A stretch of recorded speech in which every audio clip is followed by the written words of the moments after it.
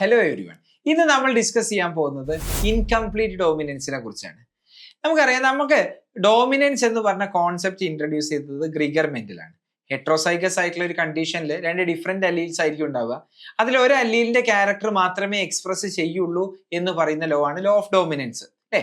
Dominant അല്ലീലും recessive അല്ലീലും ഉണ്ടാവും. പക്ഷേ മെന്റലിനെ explain ചെയ്യാൻ പറ്റാത്ത പല കാര്യങ്ങളും പിന്നീട് നമ്മൾ റിയലൈസ് ചെയ്തു. അതായത് ലോ ഓഫ് ഡോമിനൻസ് ഫെയിൽ ആയി പോകുന്ന സിറ്റുവേഷൻസ് നമ്മൾ പിന്നീട് കണ്ടു. ഓക്കെ, അതിനൊരു എക്സാമ്പിൾ ആണ് ഇൻകംപ്ലീറ്റ് ഡോമിനൻസ്. അതാണ് നമ്മൾ ഇന്ന് കാണാൻ പോകുന്നത്. ആൻഡ് അടുത്തൊരു എക്സാമ്പിൾ ആണ് കോ ഡോമിനൻസ്. അതാണ് നമ്മൾ ഇനി അടുത്ത ക്ലാസ്സിലൂടെ പഠിക്കാൻ പോകുന്നത്. സോ എന്താണ് ഇൻകംപ്ലീറ്റ് ഡോമിനൻസ് എന്നാണ് നമ്മൾ ഈ ഒരു വീഡിയോയിലൂടെ കാണാൻ പോകുന്നത്.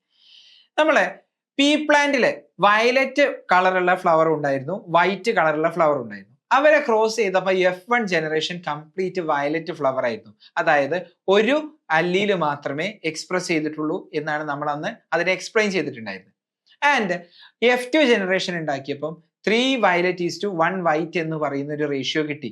അവിടെയും ഡോമിനന്റ് അല്ലീൽ ഉള്ളത് കൊണ്ട് ഡോമിനന്റ് അല്ലീൽ വന്നാൽ അതെല്ലാം വയലറ്റ്, റെസസീവ് അല്ലീൽ മാത്രം വരുമ്പോൾ മാത്രമേ വൈറ്റ് ഉള്ളായിരുന്നു. അങ്ങനെ ലോ ഓഫ് ഡോമിനൻസ് അവിടെ അടിപൊളിയായി ഹോൾഡ് ചെയ്തത് കൊണ്ടാണ് അവിടെ നമുക്ക് എക്സ്പ്ലെയിൻ ചെയ്യാൻ പറ്റിയത്. പക്ഷേ ഈ ഒരു കേസിലേക്ക് വരുമ്പോൾ ഞാൻ പൈസം സറ്റീമോ അല്ലാത്ത പുതിയൊരു പ്ലാന്റ് ആണ് ഞാൻ ഇവിടെ പറയുന്നത്. ഈ പ്ലാന്റിന്റെ പേരാണ് സ്നാപ് ഡ്രാഗൺ. അതാണ് കോമൺ പേര്, സ്നാപ് ഡ്രാഗൺ. സ്നാപ് ഡ്രാഗൺ അതിന്റെ സയന്റിഫിക് നെയിം ആണ് ആന്റിറിനം മേജസ്. ആന്റിറിനം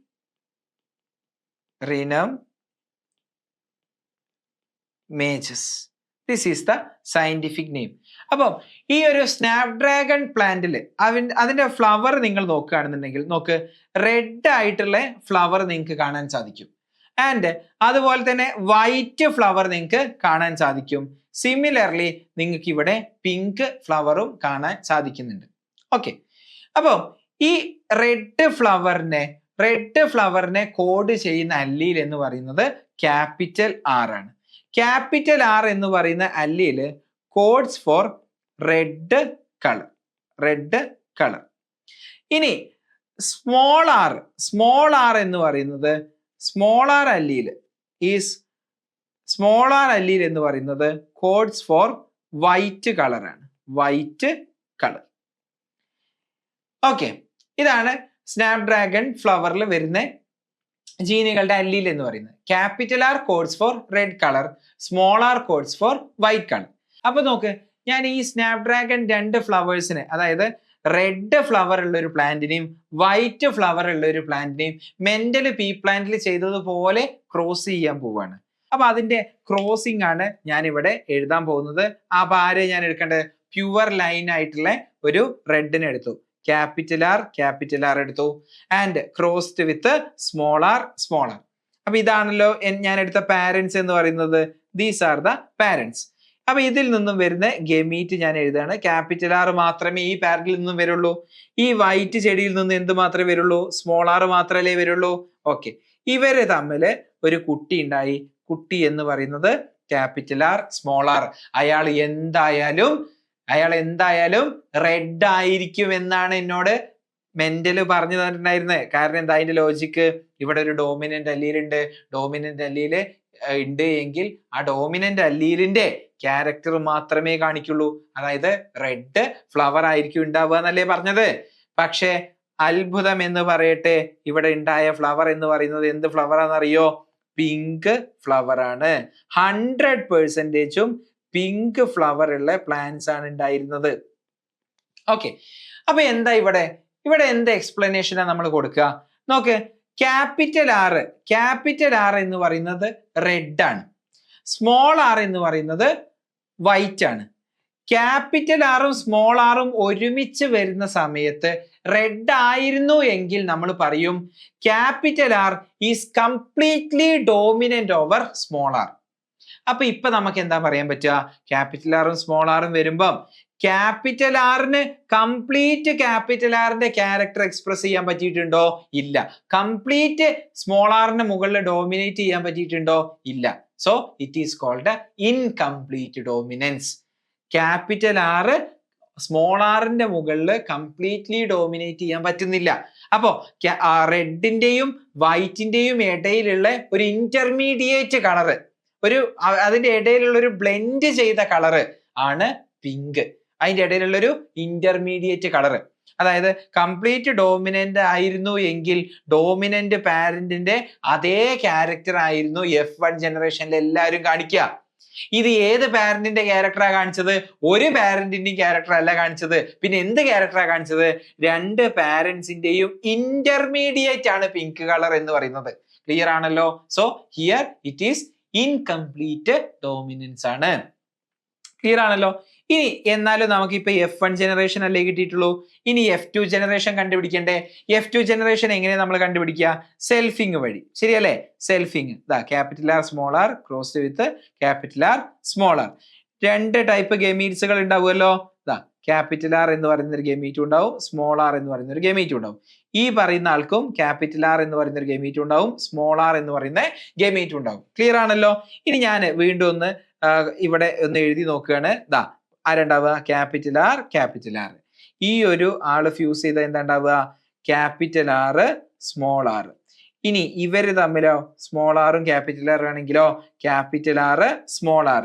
ഇനി ഇവര് തമ്മിലാണെങ്കിലോ സ്മോൾ ആർ സ്മോൾ ആർ. ശരിയല്ലേ? ക്യാപിറ്റൽ ആർ ആണ് വരുന്നത് എന്നുണ്ടെങ്കിൽ ആ ആള് റെഡ് ആയിരിക്കും. റെഡ് ഫ്ലവർ അല്ലേ ഉണ്ടാവുക? യെസ്.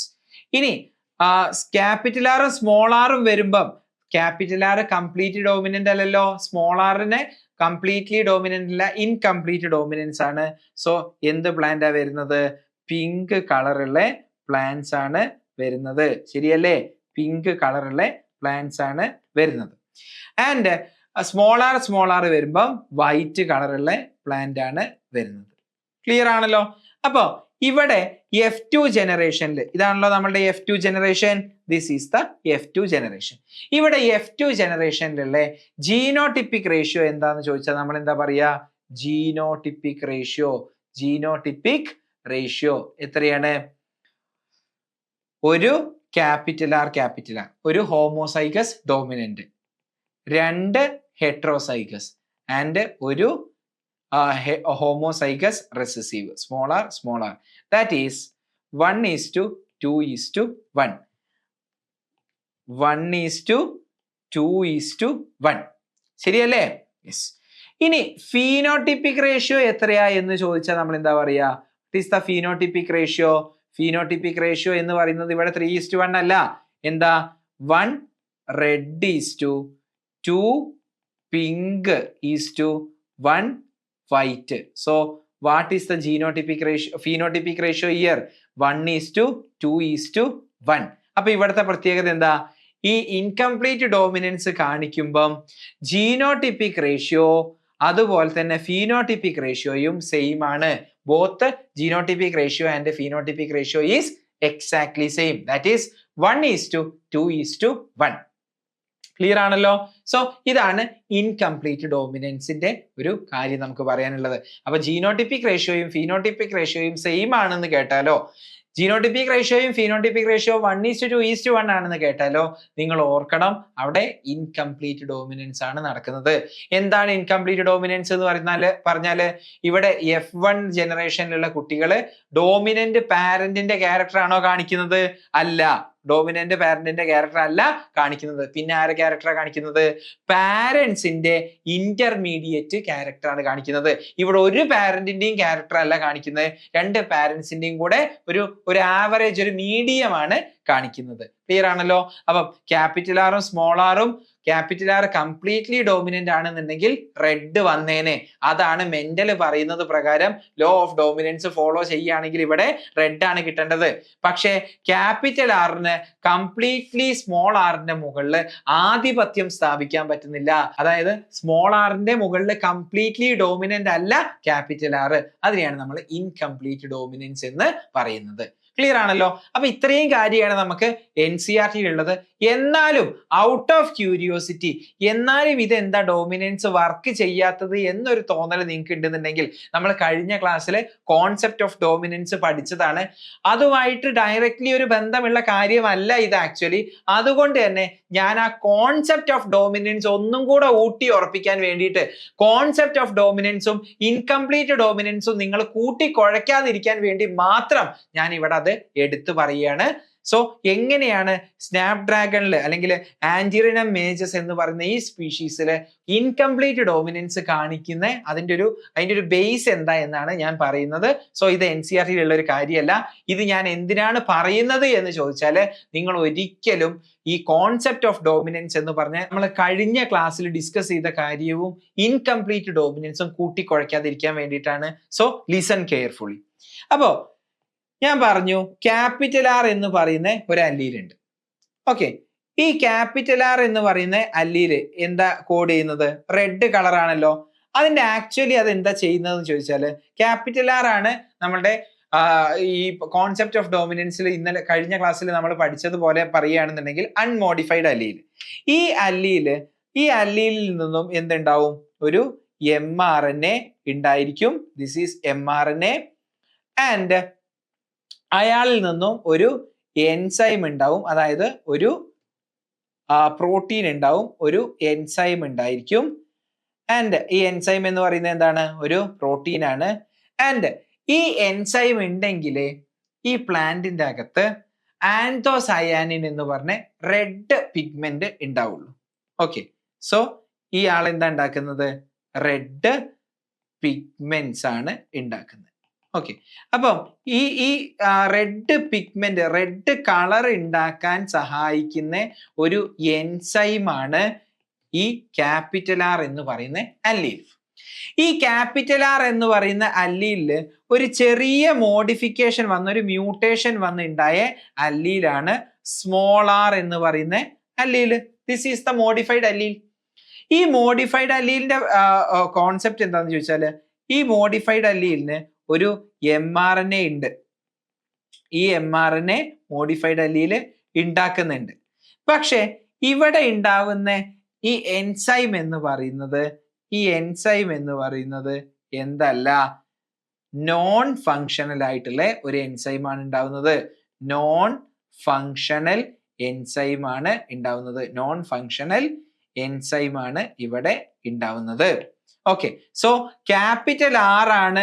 ക്യാപിറ്റൽ R എക്സ്പ്രസ് ചെയ്താൽ എന്താ ഉണ്ടാവുക? ഫങ്ഷണൽ എൻസൈം ഉണ്ടാവുക. അയാള് റെഡ് പിഗ്മെന്റ്സ് ഉണ്ടാക്കും. ഇവിടെ മോഡിഫൈഡ് ആയിട്ടുള്ള അല്ലീൽ ഉണ്ടല്ലോ, നമ്മളുടെ സ്മോൾ r എക്സ്പ്രസ് ചെയ്താൽ എന്താ ഉണ്ടാവുന്നത്? നോൺ ഫങ്ഷണൽ എൻസൈം ആണ് ഉണ്ടാവുന്നത്. ക്ലിയർ ആണല്ലോ. ഇനി നിങ്ങൾ കോൺസെപ്റ്റ് ഓഫ് ഡോമിനൻസ് ഇവിടെ കൂട്ടിക്കുഴയ്ക്കരുത്. കോൺസെപ്റ്റ് ഓഫ് ഡോമിനൻസ് നിങ്ങൾ ഇവിടെ അപ്ലൈ ചെയ്യരുത്. ഇത് ഈ ഇൻകംപ്ലീറ്റ് ഡോമിനൻസ് എന്ന് പറയുന്നത് നമ്മുടെ നേച്ചറിൽ കാണുന്ന വളരെ റെയർ ആയിട്ടുള്ള ഒരു കാര്യമാണ്. ഇതിന് സെപ്പറേറ്റ് തന്നെ ഒരു എക്സ്പ്ലനേഷൻ ഉണ്ട്. അതെന്താ എന്നാണ് ഞാൻ പറയാൻ പോകുന്നത്. ഇവിടെയാണ് ജീൻ ഡോസേജ് എന്ന് പറയുന്ന ഒരു കോൺസെപ്റ്റ് ഉള്ളത്. ക്വാണ്ടിറ്റേറ്റീവ് ആയിട്ടാണ് ഇവിടെ അല്ലീലിന്റെ എക്സ്പ്രഷൻ നടക്കുന്നത്. അതാണ് ഇവിടുത്തെ ഒരു സ്പെഷ്യാലിറ്റി എന്ന് പറയുന്നത്. അപ്പൊ ദയവ് ചെയ്ത് നിങ്ങൾ കോൺസെപ്റ്റ് ഓഫ് ഡോമിനൻസുമായിട്ട് ഇതിനെ കൂട്ടിക്കുഴയ്ക്കരുത്. ക്ലിയർ? നോക്ക്, ഇവിടെ രണ്ട് അല്ലീലും ക്യാപിറ്റൽ R ആണ് എങ്കിൽ എന്താ അവിടെ സംഭവിക്കുക? റെഡ് പിഗ്മെന്റ് ഉണ്ടാവും അല്ലെ? ഹോമോസൈഗസ് ഡോമിനന്റ് ആണെന്നുണ്ടെങ്കിൽ റെഡ് പിഗ്മെന്റ് ഉണ്ടാവും അല്ലെ? ഇയാൾ എന്ന് പറയുന്നത് ക്യാപിറ്റൽ R അല്ലെ? ഇയാള് സ്മോൾ r. ക്ലിയർ ആണല്ലോ. ഇനി രണ്ടാൾക്കാരും ക്യാപിറ്റൽ R ആണെന്നുണ്ടെങ്കിൽ ഫ്ലവർ എന്തായിരിക്കും? റെഡ് ആയിരിക്കും. അതുപോലെ തന്നെ രണ്ടും സ്മോൾ r ആണെന്നുണ്ടെങ്കിൽ ഈ ആൾ എന്തായിരിക്കും? വൈറ്റ് ആയിരിക്കും. ഇതിലായിരിക്കും തർക്കമില്ലല്ലോ? ഇല്ല. പക്ഷെ ഹെട്രോസൈഗസ് ആയിട്ടുള്ള ഒരു കണ്ടീഷനിൽ എന്താ സംഭവിക്കുന്നതെന്നാണ് ഞാൻ പറയാൻ പോകുന്നത്. ഹെട്രോസൈഗസ് കണ്ടീഷൻ ആണ് നമ്മൾ അറിഞ്ഞിരിക്കേണ്ടത്. ഇവിടെ നോക്ക്, ഈ ക്യാപിറ്റൽ R ഒരുമിച്ച് വരുന്ന സമയത്ത്, അതായത് രണ്ട് അൺമോഡിഫൈഡ് അല്ലീല് വരുന്ന സമയത്ത്, ഈ അല്ലീല് ഡബിൾ ഡോസിലാണ് റെഡ് പിഗ്മെന്റ് ഉണ്ടാക്കിക്കൊണ്ടിരിക്കുന്നത്. അതായത് ക്യാപിറ്റൽ R ഒരുമിച്ച് വരുന്ന സമയത്ത് ഈ ആള് ഡബിൾ ഡോസിലാണ് റെഡ് പിഗ്മെന്റ് ഉണ്ടാക്കിക്കൊണ്ടിരിക്കുന്നത്. പക്ഷെ ഒരു അൺമോഡിഫൈഡ് അല്ലീലും ഒരു മോഡിഫൈഡ് അല്ലീലും വരുന്ന സമയത്ത് ക്യാപിറ്റൽ ആർ അല്ലീലിന്റെ, അതായത് നമ്മളുടെ അൺമോഡിഫൈഡ് അല്ലീലിന്റെ ജീൻ ഡോസേജ് കുറയുന്നുണ്ട്. അയാൾക്ക് ചെറിയ ഡോസിൽ മാത്രമേ എന്തുണ്ടാക്കാൻ പറ്റുന്നുള്ളൂ? ചെറിയ dose of pigment, red pigment അയാൾക്ക് ഉണ്ടാക്കാൻ പറ്റുന്നുള്ളൂ. അപ്പൊ ഈ ചെറിയ ഡോസ് പിഗ്മെന്റ് കൊണ്ടാണ് it appears to be in pink colour. മനസ്സിലായോ? പിങ്ക് കളറാണ് ഇവിടെ നമുക്ക് കാണാൻ സാധിക്കുക. ഓക്കെ, പിങ്ക് കളറാണ് നമുക്കിവിടെ കാണാൻ സാധിക്കുക. അപ്പൊ എന്താ നമ്മൾ പറഞ്ഞു, കോൺസെപ്റ്റ് ഓഫ് ഡോമിനൻസിൽ നമ്മൾ കഴിഞ്ഞ ക്ലാസ്സിൽ ഡിസ്കസ് ചെയ്ത കാര്യമാണ്. ഇത് ഒരു unmodified അല്ലീല്. Unmodified അല്ലീലാണ് wild അല്ലീല്. Capital R unmodified allele അല്ലെങ്കിൽ വൈൽഡ് അല്ലീല് പലപ്പോഴും ഡോമിനന്റ് അല്ലീലാണ് ആവാറുള്ളത്. പലപ്പോഴും ഞാൻ പറയുന്നുള്ളൂ, എക്സെപ്ഷൻസ് ഉണ്ട്, ഇല്ല എന്നല്ല. ഓക്കെ, അപ്പോൾ അൺമോഡിഫൈഡ് അല്ലീലായിട്ടുള്ള ക്യാപിറ്റൽ ആർ ഒരു എൻസൈം ഉണ്ടാക്കുന്നു, ഫങ്ഷണൽ എൻസൈം ഉണ്ടാക്കുന്നു. ആ എൻസൈമാണ് റെഡ് കളർ പിഗ്മെന്റിന് വേണ്ട ആന്തോസയാനിൻ എന്ന് പറയുന്ന പിഗ്മെന്റ് ഉണ്ടാക്കാൻ വേണ്ട എൻസൈം. അപ്പോ അത് മോഡിഫൈ ചെയ്തിട്ടുണ്ടായ അല്ലീലാണ് ഏത് അല്ലീല്? നമ്മളുടെ സ്മോൾ ആർ. ആ സ്മോൾ ആർ എക്സ്പ്രസ് ചെയ്താൽ ഒരു എൻസൈം ഉണ്ടാവുന്നുണ്ട്, പക്ഷേ they are non functional. Clear? ഇനി അവിടം കൊണ്ട് തീർന്നു നമ്മളുടെ കോൺസെപ്റ്റ് ഓഫ് ഡോമിനൻസ്. ഇനി അത് മിക്സ് ആക്കരുത്. ഇവിടെ ഒരു സ്പെഷ്യൽ കേസാണ് ജീൻ ഡോസേജ് എന്ന് പറയുന്ന ഒരു ക്വാണ്ടിറ്റേറ്റീവ് ആയിട്ടുള്ള ജീൻ പ്രോഡക്റ്റ് ഉണ്ടാവുന്ന ഒരു ഫിനോമിനാണ് ഇവിടെ നടക്കുന്നത്. ക്യാപിറ്റൽ ആർ ഒരുമിച്ച് വരുമ്പോൾ കൂടുതൽ എമൗണ്ട് ഓഫ് റെഡ് പിഗ്മെന്റ്സ് ഉണ്ടാവുന്നു. ക്യാപിറ്റൽ ആറിന്റെ കൂടെ സ്മോൾ ആർ വരുമ്പം ക്യാപിറ്റൽ ആറിന് കംപ്ലീറ്റ് ആയിട്ട് പണ്ടത്തെ പോലെ റെഡ് പിഗ്മെന്റ്സ് ഉണ്ടാക്കാൻ പറ്റുന്നില്ല. ജീൻ ഡോസേജ് കുറഞ്ഞു വരികയാണ്, ക്വാണ്ടിറ്റി കുറവാണ്. അപ്പൊ ഇതൊരു ക്വാണ്ടിറ്റേറ്റീവ് ഫാക്ടർ ഇവിടെ ഉണ്ട് എന്നുള്ളത് മനസ്സിലാക്കുക.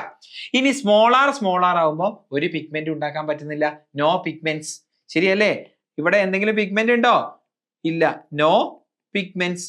അപ്പൊ പിഗ്മെന്റ് ഇല്ല എങ്കിൽ എന്ത് കളർ ആയിരിക്കും ആ പ്ലാന്റിൽ ഉണ്ടാവുക?